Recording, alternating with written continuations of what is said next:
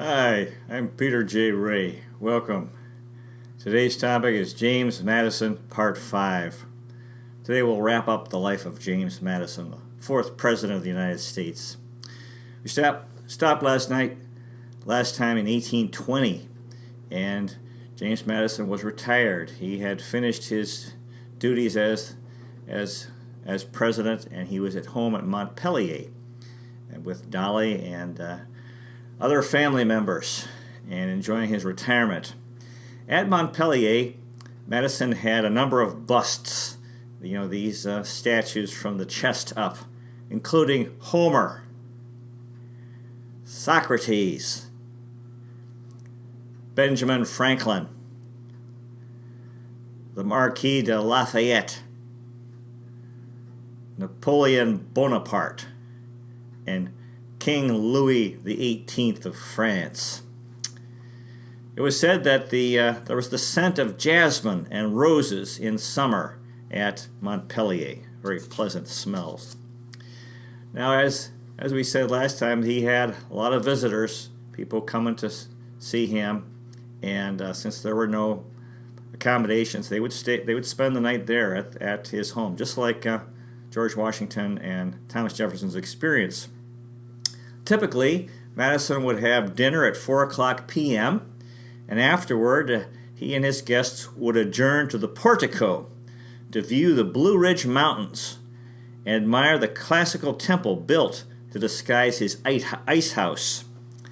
And Madison and Dolly would race on the portico during inclement weather when they could not go out to walk. So they had this fun relationship, even if, of course, Dolly was very fun-spirited. In 1822, James Madison helped Thomas Jefferson with the establishment of the University of Virginia.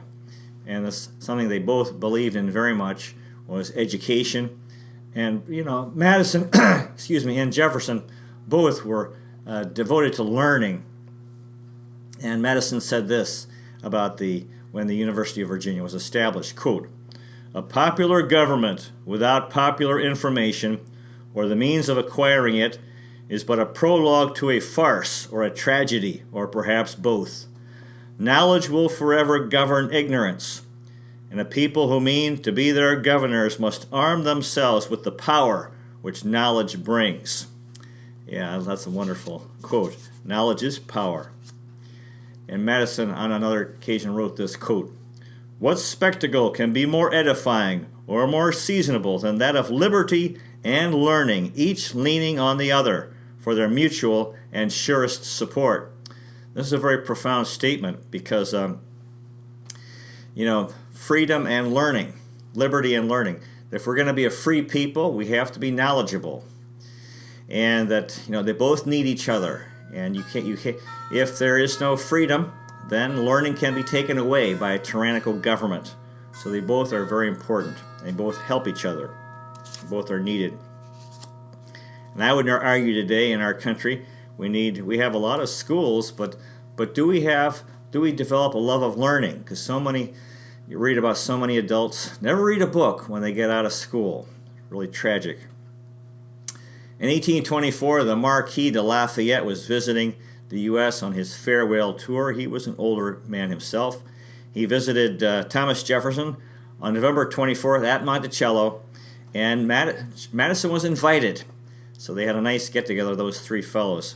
And then later, Lafayette also visited Montpelier and visited Madison at his home. Although James Madison hadn't gone to Europe, but he had gotten to know the Marquis de Lafayette and during the American Revolution. In 1825, Dolly's son, Payne Todd, was in debtor's prison, and he was a source of endless heartache till the end of the lives of James and Dolly Madison. Payne Todd was a gambler and a drinker, and he was lazy, and he never was able to shape up. It was very sad, and a lot of the financial problems that Madison had in his final years was related to this young man. And at that time, if you add it all up, Madison ended up paying $40,000 to pay off this Payne Todd's debts, and that's a lot of money. So it was kind of tough on. It was very tough on both of them. Sometimes Madison, to spare Dolly more heartache, he would pay these debts without her knowing about it. And I don't know if they ever let him stay in debtor's prison for very long to help him maybe learn his lesson. But this was a real heartache in his old age for both Dolly and James Madison. In 1825, Thomas Jefferson was coming to near the end of his life, and he wrote a letter to James Madison, quote, "The friendship which has subsisted between us now half a century, and the harmony of our political principles and pursuits have been sources of constant happiness to me through that long period. You have been a pillar of support to myself through life. Take care of me when dead, and be assured that I shall leave you with my last affections." Yeah, this wonderful friendship between Thomas Jefferson and James Madison. You know, we all need help in life, and certainly Madison had been a huge help to Thomas Jefferson, and they really collaborated a lot for our country's benefit. In 1826, of course, Thomas Jefferson died, and James Madison succeeded him as the rector and president of the University of Virginia. In 1828, there were major political problems. There was growing conflict between North and South, and slavery was the biggest issue. But there was the other issue of tariffs. You know, a tariff is a tax on imports, and there were these tariffs on manufactured goods from Europe. And this benefited the North because it was the beginning of the Industrial Revolution, trying to protect industry in the North. But it was tougher on the South because it just meant higher prices for imports. So John C. Calhoun, he was this guy who had really pushed War of 1812 on Madison.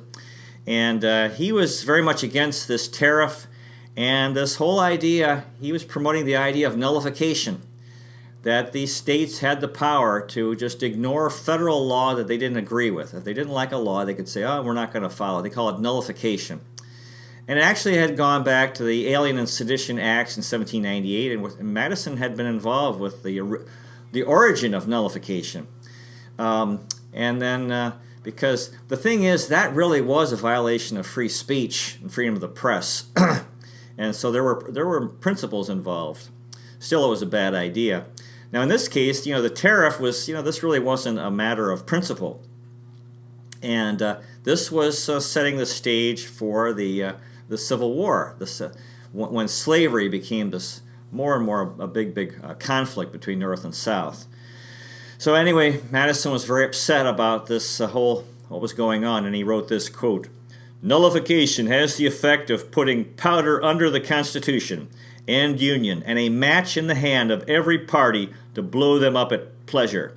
So he was very worried about this, and he was very against this whole idea of nullification, that the states, because otherwise, the country would fall apart. Each state could say, well, we don't like the federal laws, so then we're not a United States anymore. Then we're a number of states.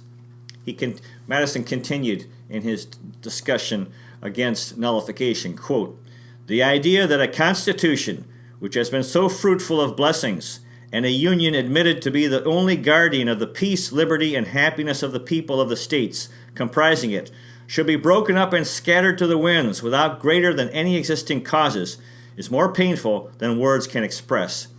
I think we have been very blessed. We've stayed together. We're a big country. We have 50 states today. And you hear talk from time to time when some states said, oh, there was talk about California seceding from the Union and breaking up the country, and people seem to take it very lightly, like, oh, we can do this. Just imagine, we can travel across our country without a visa, and because we're so big, we've had power. We had power to have a big impact on the Second World War. If we'd been divided during the Second World War, we couldn't have done that. So we need to work our problems out. We can't just say, oh, we disagree, so let's break up the Union. We can't do that. Margaret Bayard Smith was a famous writer during the early days of our country, and she did a lot of writing describing what was going on. And she visited Montpelier in 1828 and described a conversation she had with James Madison. Quote, "A stream of history so rich in sentiments and facts, so enlivened by anecdotes and epigrammatic remarks, so frank and confidential as to opinions on men and measures, that it had an interest and charm which the conversation of few men now living could have. His blue eyes sparkled like stars from under his bushy gray eyebrows, and amidst the deep wrinkles of his poor, thin face."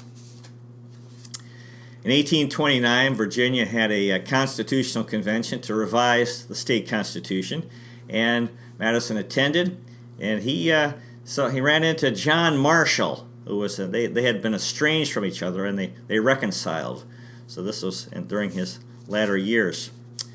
In 1833, Madison became the honorary president of the American Colonization Society. And the purpose of this organization was to send free African Americans to Africa to live. And this led to the foundation of the country, what's now Liberia in West Africa. Now, Madison was very much against slavery, but he couldn't imagine that if the slaves were freed, that there could be healthy relations between whites and blacks, between European descent Americans and African Americans. He didn't think it was possible because there had been so much, the slaves had been mistreated so badly, and there were such hard feelings on both sides, that there was racism, and, there were whites who were justified, they had to justify slavery by being racist, and so he didn't think they could get along. So he supported this plan that only sent a small number to Africa, and he said this, quote, "The free states discourage the settlement of blacks. Canada disagrees with them. Haiti shuts them out. Africa is their only refuge." Yeah, it just wasn't practicable, and actually most free blacks didn't want to go back to Africa because they were American. They'd been gone for so many generations. They didn't know the languages. They couldn't find their families. And the ones who went to Liberia, they didn't. They actually became colonizers themselves. And Liberia was an African American colony, and where these African Americans held power up until 1980, and treated the Africans just the same way Europeans were treating them. So anyway, this was this very tough thing, slavery and relations between European Americans and African Americans, which is still ongoing today. Hopefully we can all eventually get along. In 1835, Madison wrote this, quote, "Inexhaustible faith that a well-founded commonwealth may be immortal, not only because the people, its constituency, never dies, but because the principles of justice, in which such a commonwealth originates, never die out of the people's mind and heart." It's a very nice quote. James Madison died on June 28, 1836, at home at Montpelier in Orange County, Virginia. The doctors, they said they asked if they could have tried to keep him alive till July 4th. He was, failing. He could have stayed alive for the 60th anniversary of American independence, but he said no. He was ready to go, so that didn't happen. He had witnessed the transportation revolution. Railroads and steamships were becoming very popular. After his death, a note that he had written called "A Note to My Country," in which he said this, or wrote this, quote, "The advice nearest to my heart and deepest in my convictions is that the union of the states be cherished and perpetuated. Let the open enemy to it be regarded as a Pandora, with her box opened, and the disguised one as the serpent creeping with his deadly wiles into paradise." Well, you would imagine that if he had lived long enough to see the Civil War, he would have disapproved of the Confederacy leaving the Union. even though, and Virginia was the center of the Confederacy. But, of course, he did not live, and we had the very tragic Civil War. When he was having breakfast, when he died, and he was sitting in the kitchen, and or sitting in this dining area, and one of his last words were, quote, "Nothing more than a change of mind, my dear." And as he was eating breakfast, he slumped over and died sitting in his chair.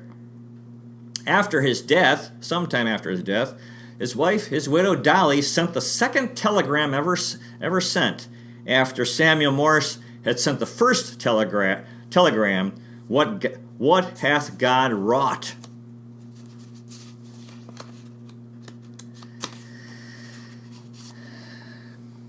John Quincy Adams, who was the actually former president himself, was a leader in the House of Representatives, and he had this to say following the death of James Madison, quote, "Is it not in a preeminent degree by emanations from his mind that we are assembled here as the representatives of the people and the states of the Union? Is it not transcendentally by his exertions that we address each other here by the endearing appellation of countrymen and fellow citizens?" Thomas Jefferson had said about James Madison, quote, that he had, quote, "a habit of self-possession which placed at ready command the rich resources of his mind." In October 1837, Dolly returned to Washington, D.C.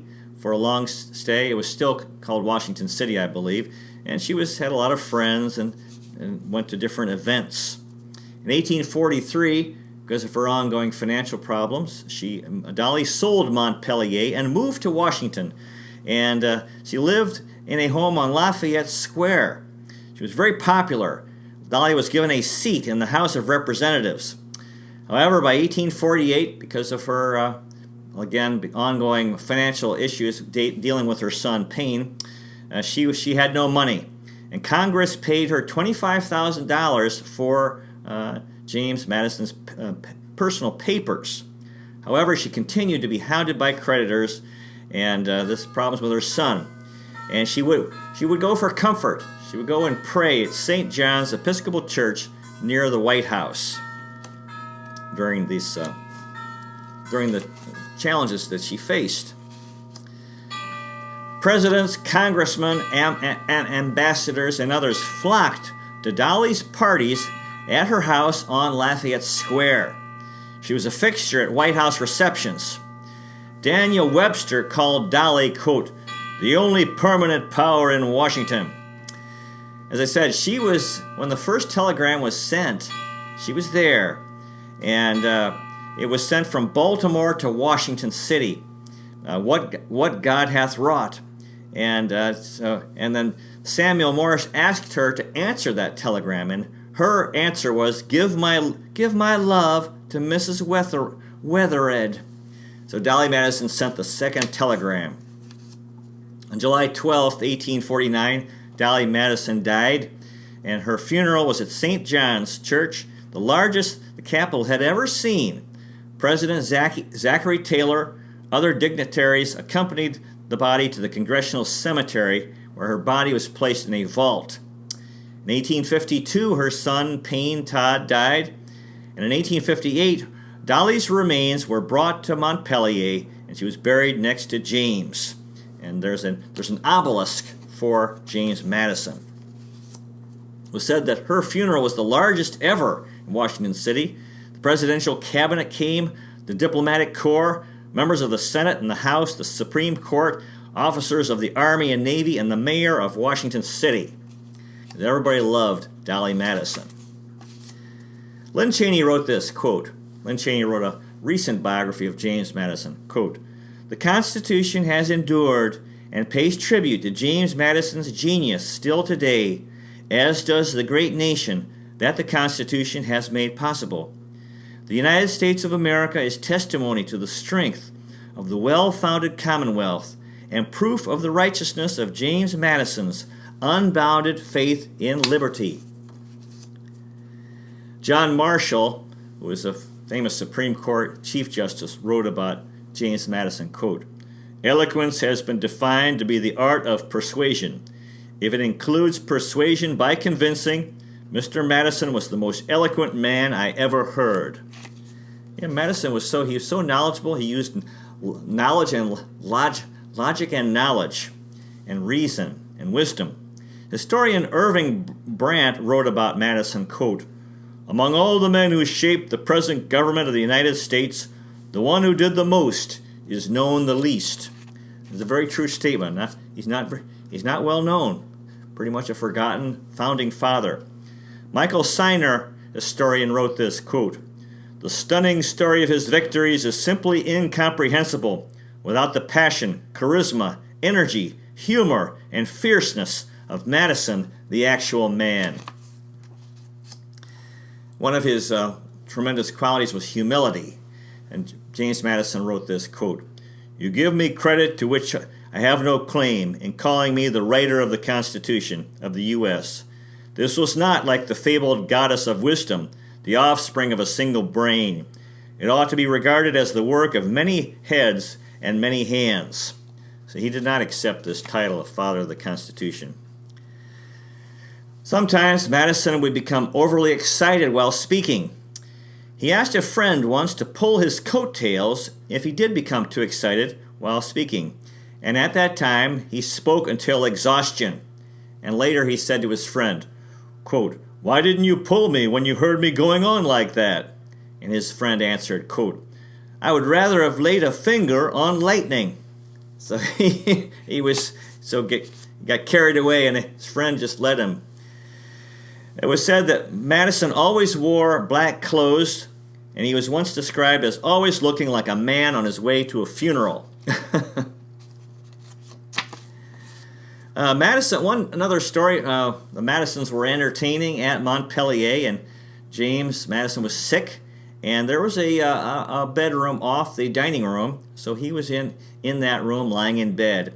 And he asked that the door be kept open so that he could listen to the conversation at the table. And then the guests heard a feeble voice coming from the room, quote, "Doctor, are you pushing around the bottle? Do your duty, doctor, or I must cashier you." Another story, when he was Secretary of State for Thomas Jefferson, a man came. He was looking for work, an office seeker, and he asked if there were any openings for a governor of a western territory. Madison said, "No, sorry." And how about it? And they asked if there was a collectorship. These were in the ports where you collect duties on imports. No, he said there's no openings. And he asked if there was any openings in post office jobs, like job for the post office around the country. And again, the answer was no. And then he said, "Well, did the secretary have any old clothes to spare?" For this talk, for these 5 videos I've made, I read 8 books, including 1, James Madison and the Making of America by Kevin R.C. Gutzman, 2012. James Madison by Gary Wills, 2002. James Madison, A Life Reconsidered by Lynn Cheney, 2014.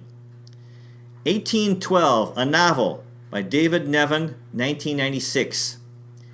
1812, The War That Forged a Nation by Walter R. Borman, 2004. Becoming Madison, The Extraordinary Origins of the Least Likely Founding Father by Michael Siner, 2015. James Madison by Richard Brookhiser, 2011. And James Madison, A Biography by Ralph Ketchum, 1990. So in conclusion, James Madison is the father of the U.S. Constitution when we became one country. Tremendous, tremendous thing that he did. He was a huge help for George Washington and Washington's presidency. Tremendous help for Thomas Jefferson in his presidency and his political life. And he was a major, he and Thomas Jefferson, they collaborated in helping the United States become a land of religious freedom. And I find James Madison extremely inspiring because he shows the power of of studying history, of learning history, because he read so many history books, and that was the foundation of the knowledge that he used in helping to create the U.S. Constitution. It shows the power of learning, the power of history. He was a very good man. Again, this is another lesson from his life. He was a good person. He worked hard, he persevered, he was patient, he was respectful, he was brave, and he was humble. He was a kind, good man. And his wife, Dolly, was a wonderful person. It shows how important it is to have a good wife. And she deserves a lot of credit for his success, because they were a wonderful team. She was a huge help for him politically and for our country. And he guided our country through the War of 1812, which was a very, very tough war. But ultimately, we were successful, and we showed the British that we could fight, and we earned respect. And we were able to keep New Orleans. And we achieved a number of victories during the War of 1812. So, tremendous, wonderful person, and he should be remembered more. More people should visit his home in Montpelier, because tremendous, wonderful life. God bless James Madison, a man who served his country well. So that concludes our discussion of James Madison's life. Next time we'll talk about James Monroe, the 5th President of the United States. So live long and prosper. May the force be with you. God bless you. As Scarlett O'Hara always said in Gone with the Wind, tomorrow is another day. I hope you find a good history book to read. Thank you so much for watching, and I'll see you next time.